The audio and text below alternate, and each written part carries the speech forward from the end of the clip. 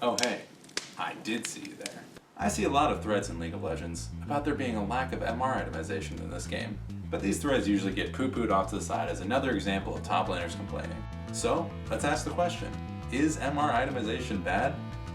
Let's compare the MR and armor items in the shop. Currently in the shop there's 25 armor items and 22 MR items. Checkmate, atheists. But no, let's take a serious look at this. There's only two real classes that go deep into MR itemization, that being bruisers and tanks.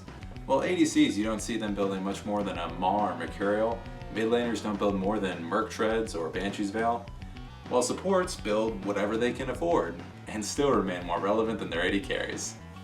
If you're a bruiser, however, there's a much more substantial need for building MR and you have a lot more items to choose from. But let's say you don't want any of those damage items, let's say you just value the core tank stats. There's only really 4 to choose from. Spirit Visage is great on champions that have a lot of self-healing. Adaptive Helm is great against one of these 4 champions.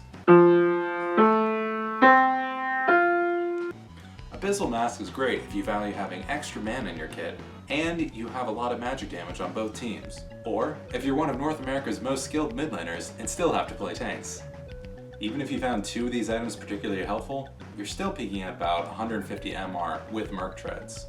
Not to mention that unlike AD items, there are no really good MR items that only grant magic resist. What if I've already built health and I only want magic resist?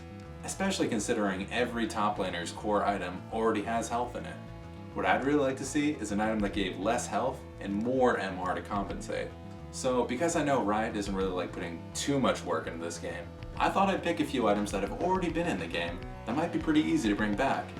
Let's take a look.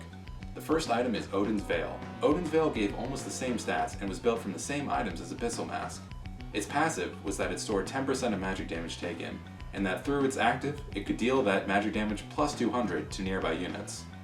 While I think that's a pretty cool item, unlike Riot, I really don't like the idea of adding more burst damage to tanky champions. So let's take a look at some more items. The second is Force of Nature. It was removed for providing too much MR in one item, and for not really synergizing with any other champion other than Dr. Mundo. I think there's one more likely candidate that I'd really like to see considered. Have you ever played an ARAM game and the enemy team has a Xerath or a Ziggs and you just want to kill yourself? Well, so did the devs back in Season 3. That's why they introduced this item called Orb of Winter. Orb of Winter was an item unique to Howling Abyss. What was unique about it was its passive. Orb of Winter granted a shield after being out of combat for some amount of time. Pretty similar to Mountain Soul passive, or Malphite's passive. While I can't find anything about the shield amount or the amount of downtime on the shield online, it would need to be at least 20 seconds to make it not too abusable as a first item for lane. So if we really do think that there is a magic resist itemization lack in this game, I think Orb of Winter would be the best option to be put in. Thanks for watching, I'm Danielson524.